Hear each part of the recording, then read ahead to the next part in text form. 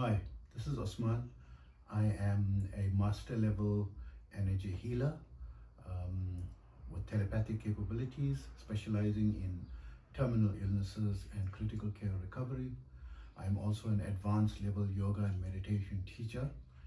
Be sure to visit my website yogawellness786.com for more information on my services.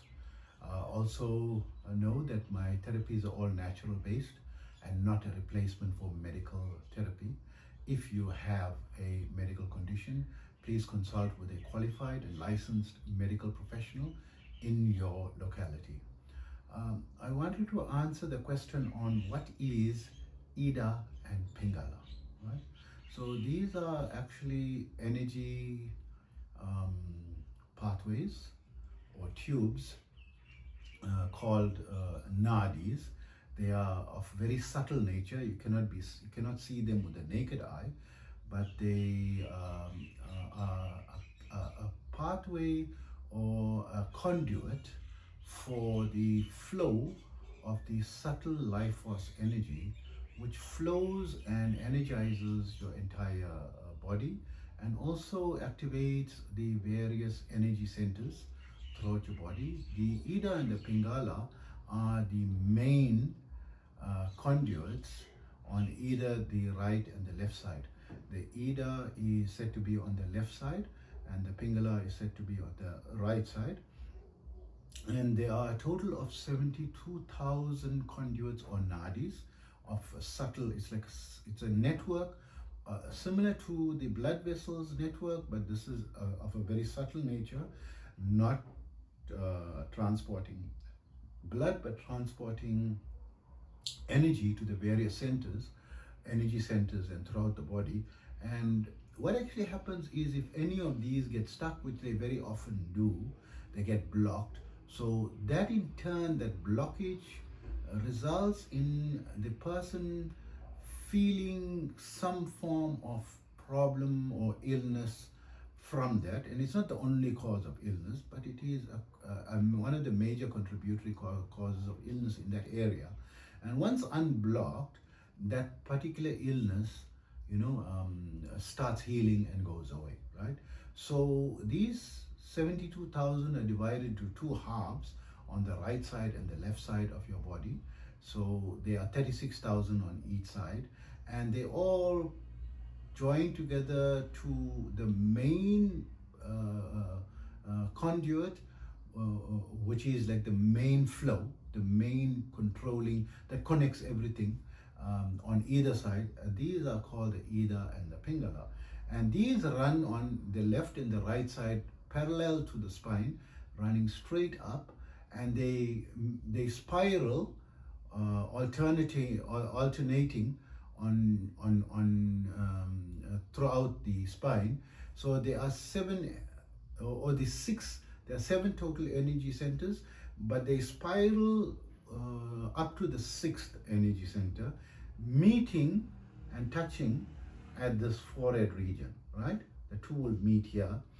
And so there's an argument regarding whether they spiral and twist and cross each other, and some say they don't ever cross. It just goes and touches the energy center and then goes up, and it seems like they are interchanging, but they never change sides.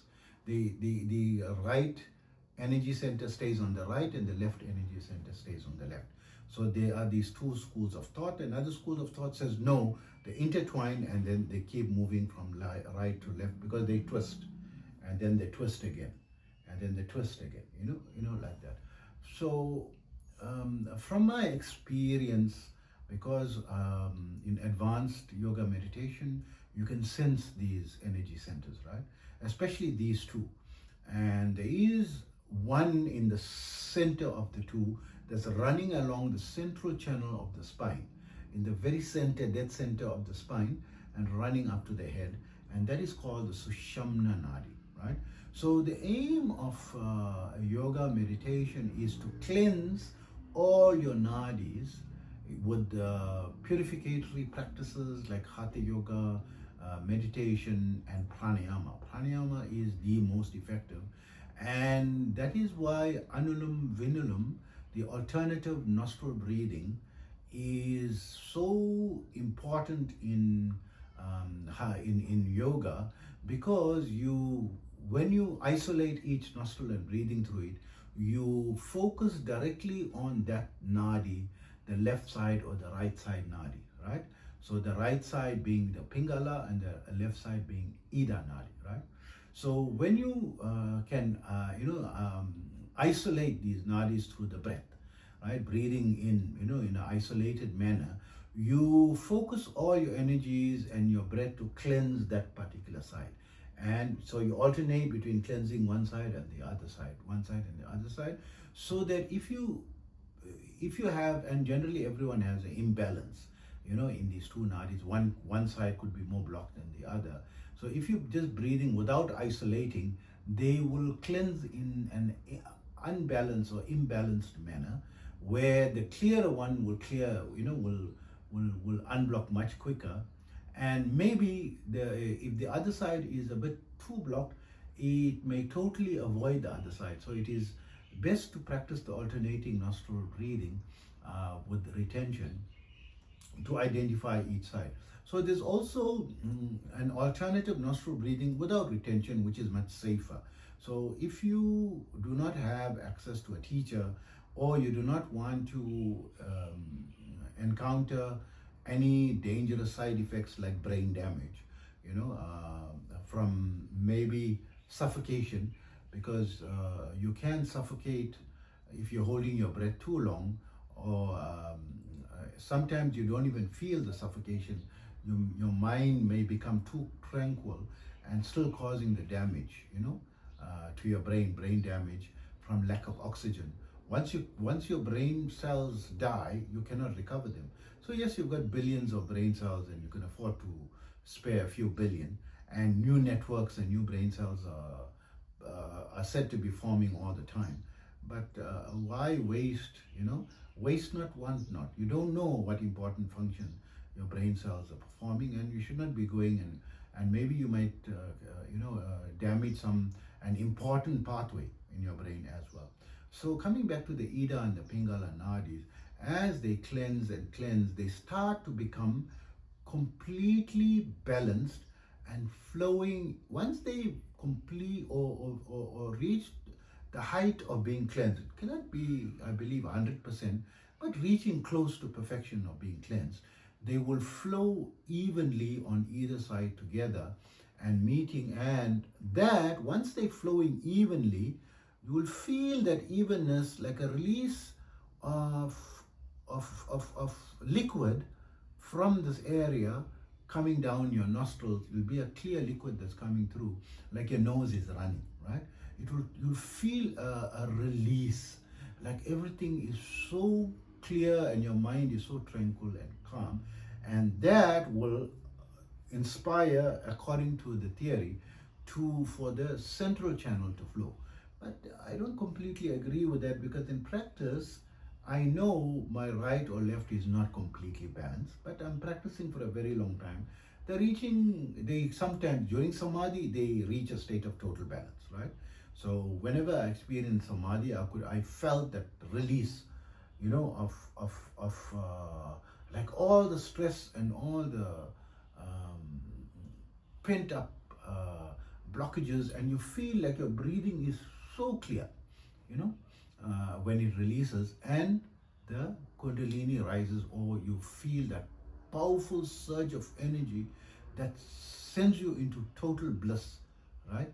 And your entire body and every cell starts vibrating, electrified with total bliss and amazement, right? And it feels like a massive surge of electricity going. And this is actually from the base of the spine. The Kundalini energy, is said to be uncoiling and rising up the spine. And it is said to rise up through the Sushumna Nadi, the central core. So the Ida and the Pingala Nadis, they also have a subtle color, like how each chakra has got its independent color, and you can view that color as your third eye starts to open. And third eye starts to open very early for it to be able to view the outside world.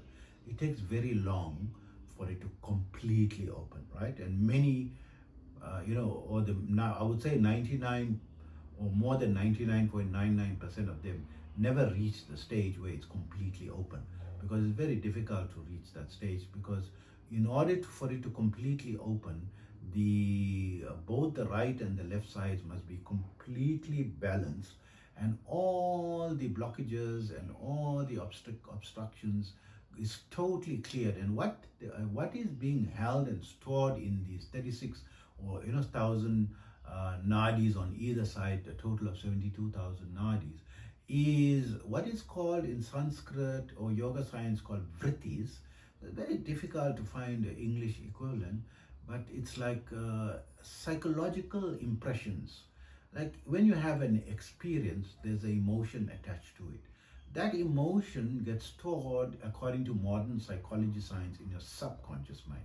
So in yoga science, it gets stored as an impression as well in your nadis, right?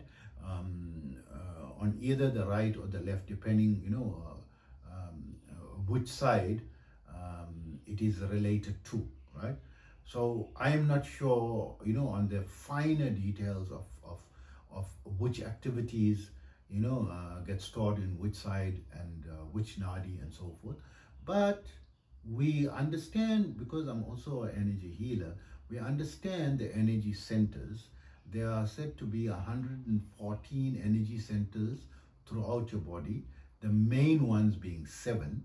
And we target the 7 and also target the other energy centers when it comes to acupuncture. So acupuncture, they pierce the needle to connect the tip of the point of the needle to the very central core of those energy centers throughout the body, and they run like a fine wire, right? A fine metal or a conduit to be able to conduct electricity, something that can, but it's designed to conduct also the subtle life force energy, which is also electrical in nature. So that usually gets connected to a machine which runs a very low electrical current, because they found that a certain level of electrical current can also activate those energy centers or serve to unblock them through the process of acupuncture. So from an acupuncture perspective, going for acupuncture therapy regularly, you will target these energy centers, because only about 26 of the 114 energy centers are active by default in most human beings, and the other 80 some odd energy centers starts only activating when one practices tools like Tai Chi, meditation, Hatha Yoga, Kung Fu, martial arts, mindfulness, mindful walking, mindful activities. So all these things, or can activate it, or through connecting with the nature or positive environments, or the use of crystals, and you can also have certain powerful stones, or through sound therapy or light therapy, infrared light being passed into, or through activating in the sunlight. There's so many ways that you can activate these through, but one of the main ways that targets actually the major centers, the major energy centers, because they don't put 114 needles through, you just put in the main ones, right? And is also a recommended practice that one could I would encourage one to experience. And all these energy centers are connected by the nadis, right? The flow of this, and they all run into the Ida and the Pingala. When you focus on just cleansing the main channels through alternative nostril breathing, you can even do a pranayama called Nadi Shodhana, where you can just breathe into the left and then breathe out to the right, breathe into the right, breathe out through that, just without retaining. It's called Nadi Shodhana. This is very powerful in cleansing the Ida and the Pingala nadis. When you're cleansing that, any blockages and obstructions outside will come to, because you're creating a negative space, right? Because you're removing a lot of the blockages here, and then the extra blockage will come and fill the main conduit, and you keep releasing and you keep until all the 72,000 becomes completely clear. They're said to be, from the yoga sciences, these vrittis or the impressions, or you can call like types of memory, right? It's like related to memory, like a memory that gets stored in a subtle form in these nadis, that there's a value of 10 million years worth of memories, 10 million years. So it can take a very long time, to cleanse them. So to give you a broad idea, if you ideally manage to dedicate 3 hours a day towards Nadi Shodhana, just alternative nostril breathing without any retention, right? In a controlled manner, and try to slow your breathing, and but it must be comfortable, right? As you're progressing. So if you're spending 3 hours a day, this hypothetically, right? Very few people has got that kind of time, but as a illustration, on an average, right? So different people are different levels, different amount of blockages. Each individual is unique, but I'm just giving an average estimate for illustration purposes, hypothetically speaking. If you spend 3 hours a day doing Nadi Shodhana or alternative nostril breathing, or even alternative nostril breathing, Annum Vilum, alternative nostril breathing with retention, is going to take you possibly about 10 years to come to a stage where you are reaching, a state where most of the blockages are cleared, and you're ready to transcend into a state of equanimous mind, or total peace, or Samadhi, or Nirvana, right? So this is a manual way through the pranayama practice, targeting these Ida and Pingala nadis, cleansing them, and by just cleansing the two major ones, it has the effect of starting to drain and cleanse the other 72,000 nadis connected to it, and leading to cleansing the subtle impressions which are causing you to live in a conditioned state, or from a modern psychology perspective, it is like everything that is compacted in your subconscious mind. You're releasing everything to be freed from your subconscious controlling you. So according to psychology science, they say about 80, 90, 95%, some say even 97% of your behavior is controlled by your subconscious mind. And your conscious mind at best has about 3 to 5% control. So you're thinking you are controlling your life, but your subconscious is controlling you. This is why you're trying to adopt certain habits, but you see you're going back to your old habits, your old ways. You still seem to be going in circles and circles around the same thing, and you're trying to improve or escalate to higher levels, but you're not making it. And that is because you're being controlled by the impressions, the vrittis, or in modern science, the subconscious mind, right? So all these are related, but from a yoga perspective, by cleansing them, you are becoming more and more free, so that you can live more on purpose and intention, more intentionally.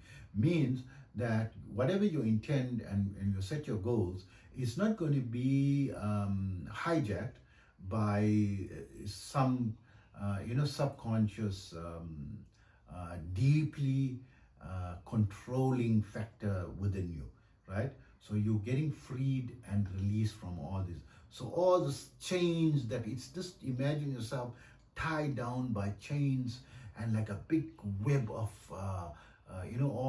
conditioned life. You're thinking you are doing things on your own, but you are actually working according to the dictates of these impressions, right?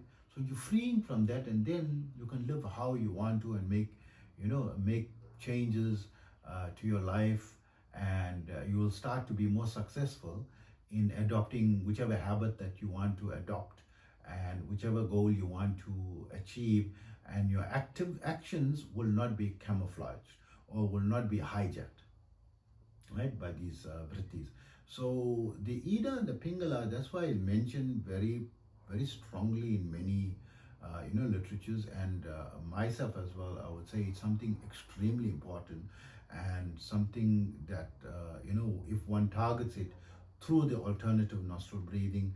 And I would recommend not to do the retention if you do not get the guidance of a master level yoga and meditation teacher.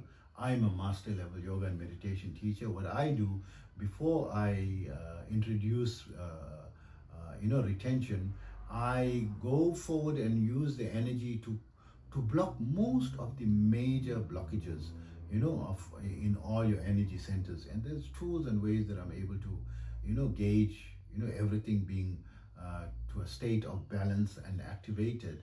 And then when you're holding your breath, it's going to be much safer and your progress is going to be better.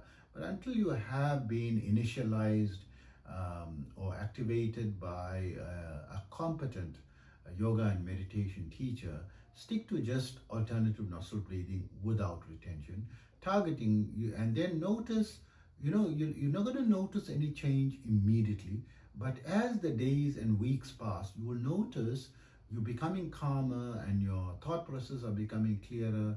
You are tending to be more in the alpha state than the beta state, where you are more centered and focused and intentional in your life. Intentional in the sense that whatever you're intending, you're able to carry it out, and you're able to stay on point, right? To be able to understand your signals every day and what is noise, and not be distracted by noise. And this is how you make progress, because you focus on your actions, relevant and we'll say relevant and and purposeful, right? Where and effective. That's the word I'm looking at. Relevant and effective action. Because sometimes you're doing actions and there's no result, right? Your actions has to produce some result, right? So you may be doing the same thing all the time and there's no result, or there's stagnation, right? Sometimes there is your result is just you doing the same thing all the time and you're maintaining a status quo. And of course, if you stop your action, like for example, you're going to a job and you're in that position all the time, no promotion, nothing, and of course, if you stop your action, stop working, you'll be unemployed in a worse condition, right? But through removal of these things, you will have a greater capacity to successfully strategize positive changes, and growth in you. So it doesn't mean now that you're practicing this and you start taking action and taking risks. It has to be calculated risks, and you have to know what you're doing. And of course, whenever you make changes in your activity, there's going to be change. And sometimes the changes are detrimental to what you intend, to what your purpose is. So it doesn't mean that there's something wrong, with your breath work, or your breath work is wrong. Your breath work is just clearing your psychology, right? Freeing your action. You are the person who's responsible at the end of the day for your decisions and your strategies. And if things go wrong, don't blame, the breath work or the nadis that have misdirected you. They have no control over life. They have no control over circumstances. They're just helping your mind to become more effective, for you to have better control of your mind, right? So the colors of the Ida and Pingala, like how each chakra has colors. The Ida Nadi is like a grayish blue color, and the Pingala Nadi is like a pinkish color, pinkish red, right? Slightly more on the red, but more pink color, and you can see them. So what is very strange and fascinating is that the world alternates between the Ida and Pingala Nadi dominance on every every day it is one or the other, but everything is said to be in a particular dominance on that particular day, and sometimes you can identify it by which nostril is more dominant, right? Because you'll notice on one day your right nostril may be dominant, and another day your left nostril may be dominant. So today, as I'm speaking to you, I can see, because I'm completely blind, but I can see the energy world, right? And it is always tinted with either the pinkish red or the grayish blue. Today is pinkish red, as I'm speaking to you. And when I breathe in, I can feel there is a slightly greater flow of air in my right nostril. So it means that I'm balanced and in tune with the universal energy or the cosmic energy. Most people is not in tune with it. When they breathe in, they only dominant on one nostril or the other, and sometimes the wrong nostril becomes, dominant and alternates the wrong way, which means your energies are not balanced synchronously with the cosmic energy, right? So this is one way to identify it. When you go into advanced yoga and meditation, you'll be able to identify these on your own, right? By observing which color, through the energy network. And in meditation, you can be taught how to access these things, right? So I hope that information helps you on the Ida and the Pingala nadis. Take care of yourself always. Tap stop.